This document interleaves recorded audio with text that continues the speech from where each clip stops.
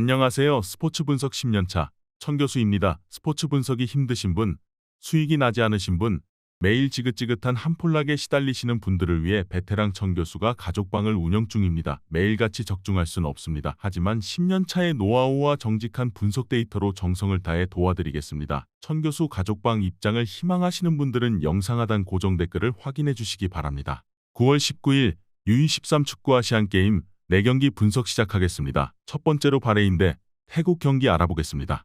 바레인은 늘 수비 때문에 골미러를 앓았던 팀이다.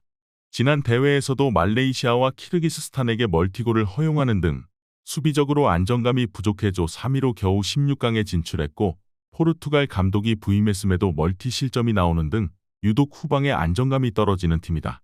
결국 태국을 화력으로 압도해야 하는 상황인데 의외로 태국의 수비적인 퍼포먼스가 만만하지는 않다. 태국은 일단 3백을 가동하는 감독의 특성상 바레인의 골을 최대한 억제하고 역습으로 나설 가능성이 높을 것. 생각보다 지난 대회에서 보여준 수비적인 퍼포먼스가 나쁘지는 않았다는 점을 감안하면 바레인의 공세를 막아내고 한 골 승부로 나아가면 가능성이 없다고 보기는 어렵다.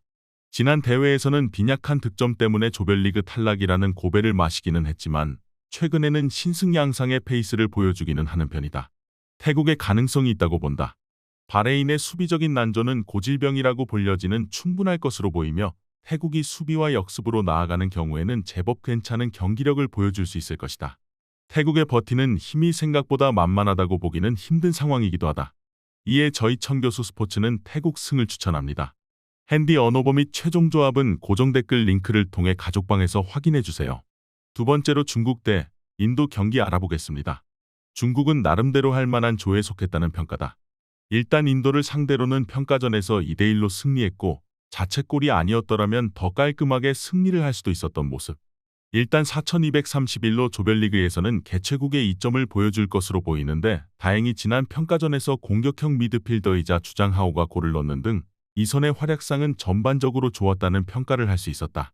인도는 전력도 최하위인 주제에 감독의 선발 명단에 점성술사가 개입했다는 이야기가 나오고 있다. 아프가니스탄전을 앞두고 2천만 원의 복채를 주고 조언을 구했고, 실제로 점성술사의 조언이 명단에 반영이 되었다는 소식. 이 둘을 연결해준 주체가 축구협회라는 점에서 인도의 축구 행정과 전력 자체에 신뢰를 하기는 어려울 것으로 보이는 상황이다.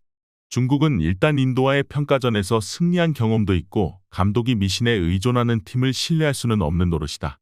애초에 평가전에서도 인도가 442 포메이션으로 버티는 것 이외에는 별다른 모습을 보여주지도 못했고 중국 이선의 활약상도 괜찮은 편에 속했다. 이번 경기 최종 조합 픽은 아래 고정 댓글 링크를 통해 오시면 가족방에서 무료로 공개합니다. 영상 잘 보셨나요? 나머지 경기들 보시기 전에 천교수 스포츠 조합 픽 받는 법 알려드리겠습니다. 앞서 말씀드렸다시피 핸디 언어버 최종 조합 픽은 가족방에서 매일 최신으로 공유 중입니다. 가족방 입장 원하시는 분들은 영상 하단 고정 댓글 확인해주세요. 나머지 영상도 재밌게 시청해주시고 유익한 정보 얻어가시기 바랍니다. 세 번째로 사우디 대 이란 경기 알아보겠습니다. 사우디는 아시안게임에서의 꾸준한 성적은 보여주고 있는 편이라는 점을 감안해야 하나 명확한 득점원이 말한 하나라는 점은 아쉬울 것.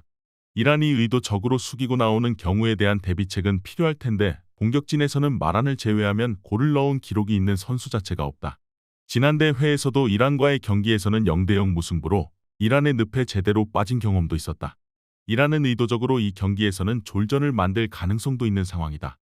연령별 대표팀은 성인팀과 비교하면 2010년대 이후로 경쟁력을 잃었다는 평가를 듣고 있기도 하고 조에서 가장 강한 사우디를 상대로는 매우 소극적으로 움직일 가능성도 충분하다고 할 수 있을 것. 실제로 4년 전에 는 북한전을 제외하면 아예 골을 넣을 생각이 없다는 듯한 운영을 보여주기도 했다. 일단 이란에 의도적으로 템포를 줄여버리는 양상을 보여줄 수 있을 것으로 보이며 사우디도 마란이 막히면 그다지 득점력을 기대할 수 있는 선수가 없다는 것이 중론이다. 이란의 늪에 빠져버리는 경우 사우디도 승점 3점을 장담하기는 어려울 것 같다. 이에 저희 천교수 스포츠는 무승부를 추천합니다. 핸디 언어버 및 최종 조합은 고정 댓글 링크를 통해 가족방에서 확인해주세요. 마지막으로 대한민국 대 쿠웨이트 경기 알아보겠습니다. 대한민국은 미얀마를 잡고 아시안컵 본선에 진출하기는 했는데 카타르전 패배가 성적에 반영되었더라면 예선 탈락이었다. 사실 미얀마전도 상대가 워낙 약체였고 세부 전술이 아예 없었다는 것은 동일했다.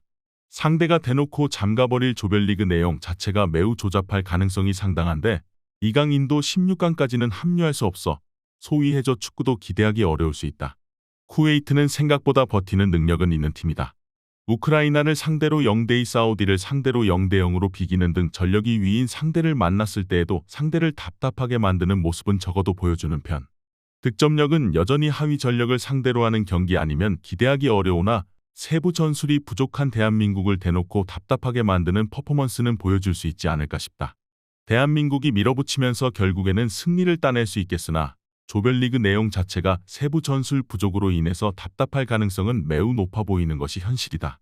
이를 감안하면 대한민국이 조별리그 고리 없는 양상으로 이어지는 경기를 해도 이상하지 않을 것으로 예상된다. 이번 경기 최종 조합 픽은 아래 고정 댓글 링크를 통해 오시면 가족방에서 무료로 공개합니다.